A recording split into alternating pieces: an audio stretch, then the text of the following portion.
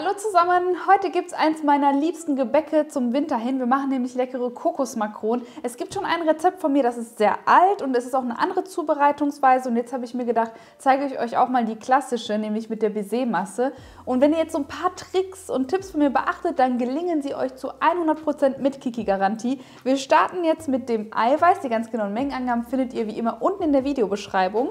So, ich nehme jetzt mein Eiweiß. Das Wichtigste hierbei ist, dass ihr das sauber trennt. Es darf nicht mal 1 Gramm vom Eigelb mit dazu, weil sonst lässt sich die Masse nicht gut aufschlagen. Was auch sehr wichtig ist, wenn ihr jetzt eine Küchenmaschine nehmt oder euer Handrührgerät, dann darf hier nichts an Fettrückständen sein. Keine Butter, kein Spülmittel, nichts einfach. Also schön sauber spülen, bevor man das benutzt. Richtig schön sauber spülen. Das gebe ich jetzt hier rein mit dem Schneebesenaufsatz. Da gebe ich eine gute Prise Salz dazu, fange an, das zu schlagen, gehe dann auf die höchste Geschwindigkeit und dann gebe ich meinen Zucker da rein und lasse das richtig schön festschlagen. Das wird so ungefähr 5-6 Minuten mit der Maschine dauern.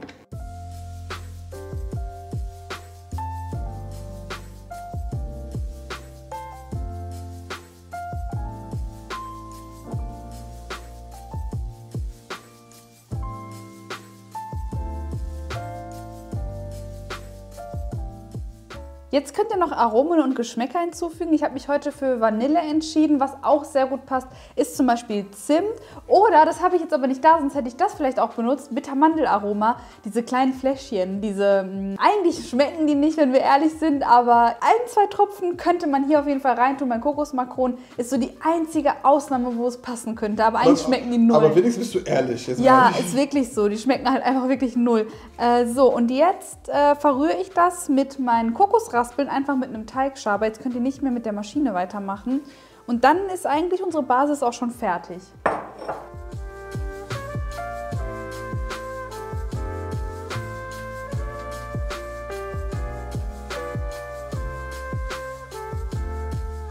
Die Makronenmasse habe ich mir jetzt in meinen großen Spritzbeutel gefüllt. Vorne dran eine Sterntüte, die verlinke ich euch natürlich in die Infobox. Und jetzt geht es darum, das Ganze aufzuspritzen. Und da gebe ich euch einen richtig coolen Tipp. Also nicht ganz am Backblech quasi ansetzen, sondern so ein bisschen in der Luft. Das zeigt der Hamza euch gleich mal am besten von nahen. Ich weiß nicht, ob man es so gut erkennt, aber in der Luft ansetzen und dann so ein bisschen was rausdrücken und dann schnell abziehen.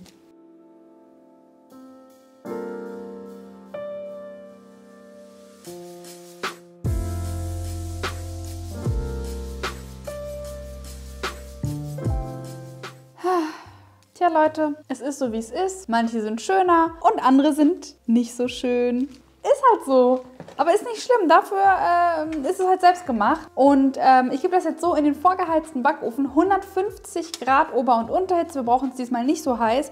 Und dann dauert es je nach Größe so ungefähr 16 bis 20 Minuten. Es darf nur an der Oberfläche leicht goldbraun sein. Nicht zu dunkel, sonst wären sie zu trocken. Und anschließend tunke ich, wenn sie abgekühlt sind, den Boden nochmal in geschmolzene Kuvertüre. Das ist aber optional, aber ich persönlich mag es sehr gerne. Und dann sehen wir uns nachher nochmal. Bis gleich!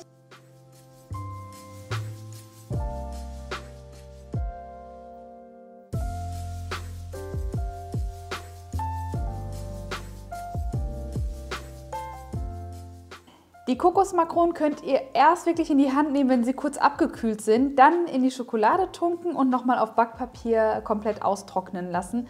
Und dann sind sie schon fertig. Ich schreibe euch rein in die Infobox, wie viele bei mir rausgekommen sind. Oh mein Gott, okay, es ist schon spät. Ich möchte das Video auch gar nicht so lang gestalten, weil das ist wirklich ein schnelles, kurzes und knackiges Rezept. Und daher verabschiede ich mich jetzt schon von euch. Wenn euch das Rezept gefallen hat, dann hinterlasst mir einen Daumen nach oben und ein kostenloses Abo. Dann verpasst ihr nämlich meine Rezepte auch nicht mehr.